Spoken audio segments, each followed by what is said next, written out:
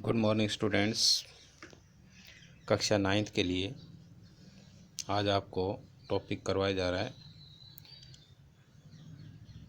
Read कैडी। इस topic में आपने अभी तक पढ़ा था कि शंकर और उनके पिता मिस्टर गोपाल प्रसाद उमा के घर पर उमा को देखने के लिए आते हैं। उससे पहले किस प्रकार से बाबू गोपाल प्रसाद और शंकर अपनी विचारधारा को रास्ते में ही व्यक्त करते हैं, प्लानिंग बनाते हैं। लेकिन उमा के जो पिता थे मिस्टर रामस्वरूप और उनकी माताजी प्रेमा व नौकर रतन, वो घर की किस प्रकार से साफ सफाई करते हैं। प्रेमा अपनी विचारधारा को अपने पति पर किस प्रकार से व्यक्त करती है कि आपने उमा की जो शिक्षा है वो काफ़ी छिपाई हुई है, जबकि रामस्वरूप जो है अपनी पुत्री की शिक्षा को छिपा रहे होते हैं, क्योंकि उन्होंने 10वीं की ही परीक्षा पास के लिए बताया गया था कि मेरी पुत्री ने 10वीं परीक्षा पास कर रखी है, जबकि वास्तविकता यही थी कि उमा ने BA पास किया हुआ था। अब इसके बाद आगे क्या घटित होता है वो अपने इस नाटक में देखेंगे कि बाबू गोपाल प्रसाद जो है अर्थात शंकर के पिता थे और उनके लड़के शंकर, इन दोनों का घर में प्रवेश होता है, आना होता है। आँखों से लोक चतुराई टपकती है। आवाज़ से मालूम होता है कि काफ़ी अनुभवी और फितरती महाशय मालूम होते हैं गोपाल प्रसाद जी। उनका जो लड़का है वह कुछ खींच निपोरने वाले नौजवानों में से एक है, जो कि बात बात में हंसता है। आवाज़ उनकी काफ़ी पतली है, खिसियाहट भरी हुई है, झुकी हुई कमर इनकी काफ़ी खासियत है कि कमर झुका के हमेशा चलता है।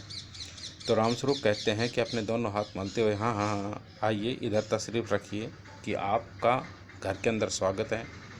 बाबू गोपाल प्रसाद बैठते हैं, मगर उनकी जो बैंत है वो गिर जाती है। यह बैंत लाइए मुझे दीजिए, अर्थात आप अपनी बैंत को मुझे दीजिए। वो एक कोने में रख देते हैं और सब बैठ जाते हैं। मकान ढूंढने में क्या आपको तकलीफ़ तो नहीं हुई? रामस्वरूप कहते हैं। गोपाल प्रसाद कहते हैं खकार कर, नहीं नहीं, शायद तांगे वाला जानता था और फिर हमने यहाँ आना ही था, रास्ता कैसे नहीं मिलता। रामस्वरूप हंसते हुए कहते हैं कि यह तो आपकी बड़ी मेहरबानी है, मैंने आपको जो इतनी तकलीफ़ दी है। अरे नहीं साहब, जैसा काम तो वैसा आपका नाम, अर्थात आप वाकई में काफ़ी अच्छे इंसान हैं। आखिर लड़के की शादी तो करनी है, बल्कि यूँ कहिए कि मैंने आपके लिए खासी परेशानी इकट्ठी कर दी है। रामस्वरूप हंसते हुए कहते हैं कि यह लीजिए, आप तो मुझे कांटों में यही घसीटने लगे। हम तो आपके सेवा किए हैं। थोड़ी देर के बाद लड़के की ओर मुखरित होकर कहिए शंकर बाबू, आपको कि कितने दिन की छुट्टियाँ, अर्थात आप कॉलेज के अंदर जाते हैं, लेकिन आपकी छुट्टियाँ कितने दिन की? जी, कॉलेज की तो छुट्टियाँ नहीं हैं, वीकेंड में चला आया था, अर्थात सप्ताह के अंत में घर पर आ गया था। आपके कोर्स ख़त्म होने में कितना समय रहा होगा? जी यही कोई 2 साल, 2 साल। शंकर कहते हैं हाँ जी, 1 आध साल मार्जिन रखता हूँ। अर्थात गोपाल प्रसाद जी कहते हैं कि यह बात है कि शंकर 1 साल बीमार हो गया था। शंकर की सफाई पेश करते हुए गोपाल प्रसाद जी, उनके जो पिता थे, वो कहते हैं कि क्या बताएं, इन लोगों को इसी उम्र में सारी बीमारियां सताती रहती हैं। एक हमारा ज़माना था कि स्कूल में आकर दर्जनों कचौड़ियाँ उड़ा जाते थे, फिर भी जो खाना खाने बैठते थे तो वैसे ही हमें भूख लगती थी।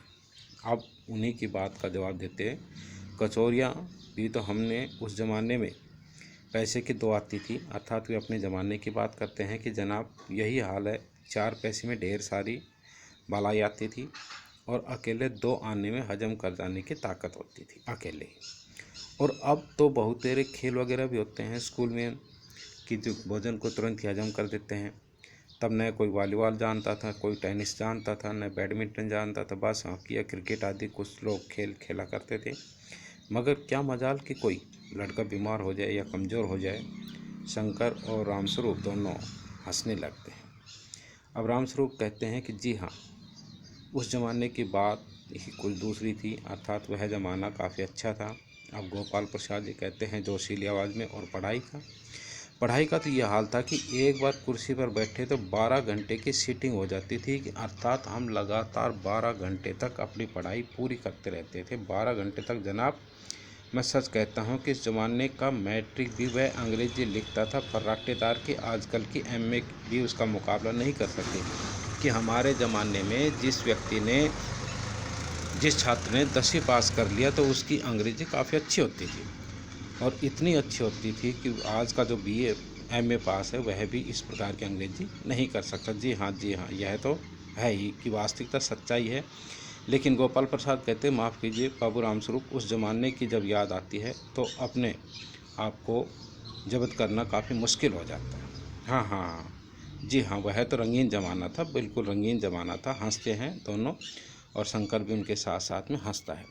अब इसके बाद एक साथ दोनों अपनी आवाज़ में तरीका बदलते कहते हैं, अच्छा तो जनाब बिजनेस की बात की जाए। यहाँ गोपाल प्रसाद बिजनेस विवाह शादी को मानते हैं। अब रामस्वरूप चौंक जाते हैं, बिजनेस, और फिर शादी की बात को समझकर अच्छा, ओह लेकिन ज़रा नाश्ता तो कर लीजिए। उठते हैं। यह सब आप किस बात की तकलीफ़ करते हैं, अर्थात नाश्ता आदि हम घर से करके आए हैं, तकलीफ़ किस बात की जनाब? यह तो मेरी बड़ी तकदीर है कि आप हमारे यहाँ तशरीफ़ लाए हैं, कि हमारे यहाँ रिश्ते के लिए आए हैं, वरना मैं किस काबिल हूँ, माफ़ कीजिए, अभी हाजिर हुआ। और उसके बाद अंदर जाते हैं। अंदर जाने के बाद थोड़ी ही देर में दबी हुई आवाज़ में कहते हैं अपने आप को, गोपाल प्रसाद जी कहते हैं कि आदमी तो काफ़ी अच्छा दिखाई देता है, भला मानस दिखाई देता है, मकान से भी अच्छे मालूम होते हैं। पता चले कि लड़की कैसी है, तो कुछ खखार कर इधर उधर देखते हैं। गोपाल प्रसाद जी कहते हैं कि क्यों, क्या हुआ? शंकर, कुछ नहीं, झुक कर क्यों बैठे हो? ब्याह तय करने आए हो, कमर सीधी करके बैठो। तुम्हारे दोस्त ठीक कहते हैं कि शंकर की बैकबोन। इतने में रामस्वरूप आ जाते हैं और हाथ में चाय की ट्रे लिए हुए मेज़ पर रख देते हैं। गोपाल प्रसाद जी कहते हैं कि आखिर आप माने नहीं, अर्थात चाय नाश्ते का आपने प्रबंध कर ही दिया। चाय प्याली में डालते हुए कहते हैं कि हाँ, आपको विलायती चाय पसंद है या हिंदुस्तानी चाय पसंद है? नहीं जनाब, मुझे तो आधा दूध और आधी चाय चाहिए, और ज़रा चीनी ज़्यादा डालना। मुझे तो भाई ये नया फैशन पसंद नहीं है। एक तो वैसे ही चाय में पानी काफ़ी होता है, और फिर चीनी भी नाम मात्र की डाली जाए तो उसका जायका ही क्या रहेगा? रामस्वरूप हंसते हुए कहते हैं, कहते तो आप बिल्कुल सही है। अर्थात प्याला उसे पकड़ाते चाय का, और शंकर खखार कर, सुना है सरकार अब ज़्यादा चीनी वालों पर टैक्स लगा रही है। यहाँ पर शंकर अपनी विचारधारा प्रकट करते हैं कि सरकार जो ज़्यादा चीनी का प्रयोग करते हैं उन पर टैक्स लगा रही है।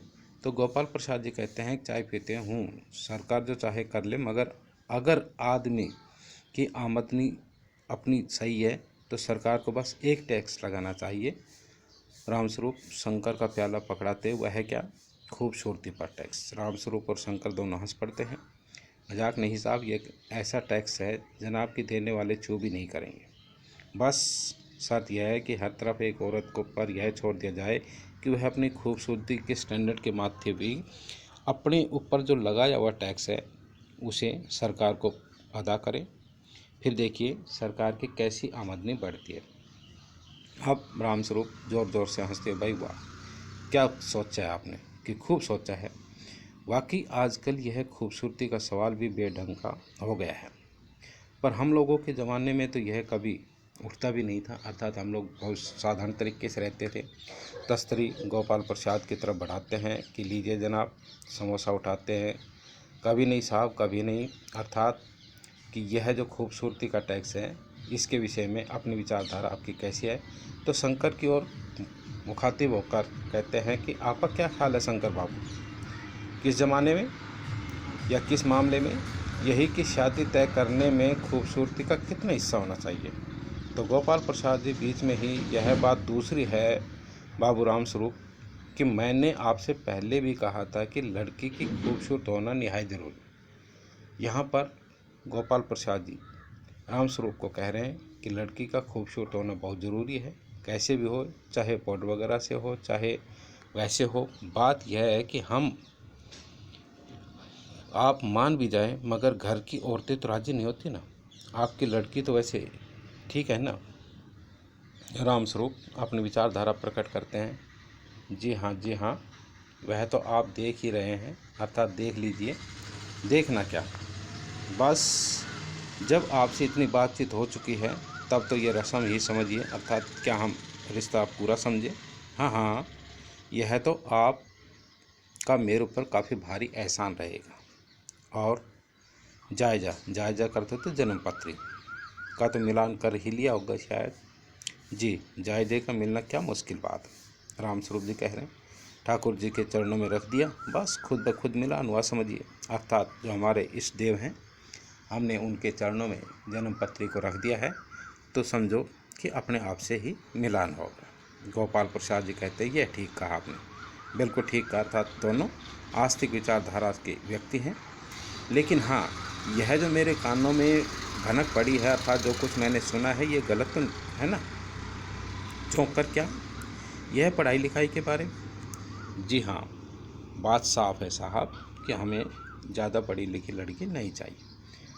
मेम साहब तो रखनी नहीं है, कौन भुगतेगा उनके नखरे। बस हद से हद मैट्रिक पास होनी चाहिए। क्यों शंकर?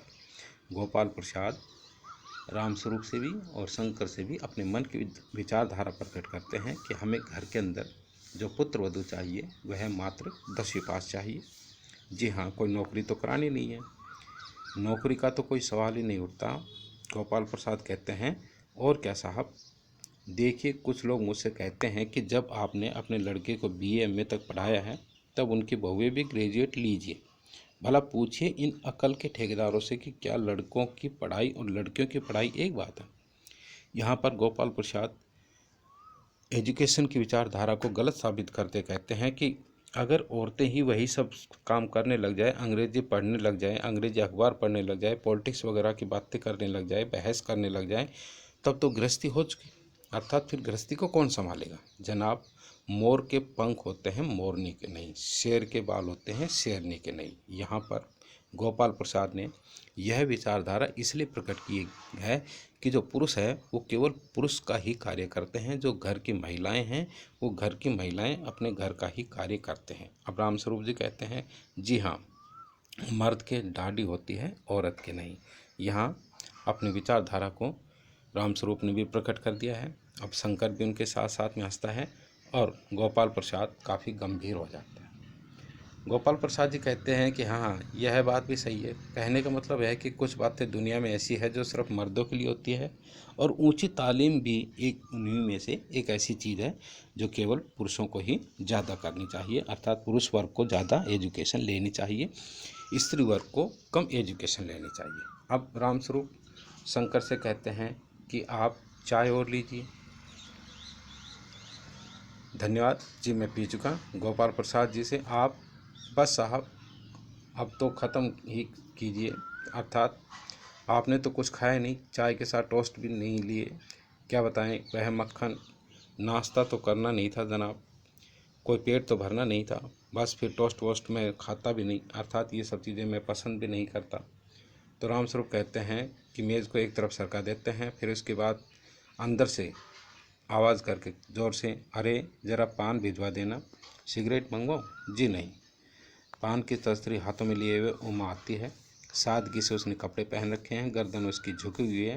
बाबू गोपाल प्रसाद आंखें गड़ाकर और शंकर आंखें छिपाकर उसे ताक रहे, देख रहे हैं उमा को। रामस्वरूप कहते हैं हाँ हाँ, यही है लड़की, लाओ बेटी पान मुझे दे दो।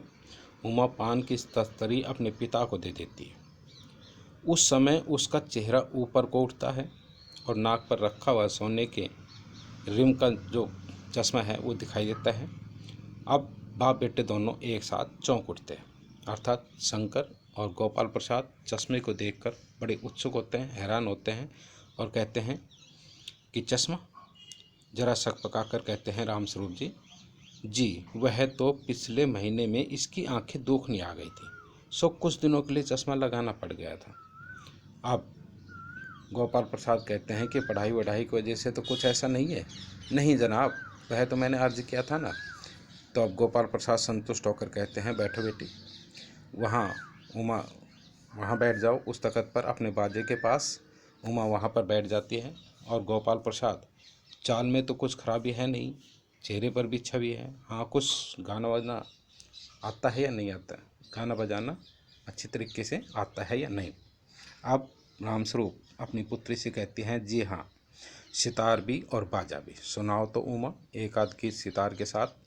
उमा सितार उठाती है। थोड़ी देर में मीरा का जो मशहूर गीत है, मेरे तो गिरधर गोपाल दूसरों ने कोई, वह गाना वह शुरू कर देती है उमा। उसकी आवाज़ में काफ़ी अच्छा सुरले ताल है, तल्लीनता आ जाती है वहाँ पर, अर्थात वातावरण में संगीत में छा जाता है। यहाँ तक कि उसका जो मस्तक है वह ऊपर उठता है, उसकी आंखें शंकर की चेपती हुई आंखों से मिल जाती है और वह गाते गाते एक साथ रुक जाती है अचानक। अब रामस्वरूप कहते हैं कि क्यों, क्या हुआ बेटी, गाने को पूरा कीजिए।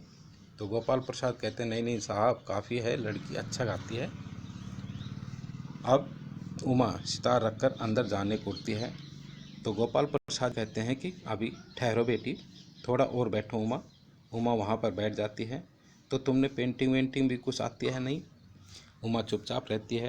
रामस्वरूप कहते हैं कि हाँ, वह तो मैं आपको बताना ही भूल गया था, यह जो तस्वीर टंगी हुई है ना कुत्ते वाली, वो सब इसी ने बनाई है। और उस दीवार पर भी जो तस्वीरें देख रहे हैं आप, ये सब उमा की बनाई हुई है।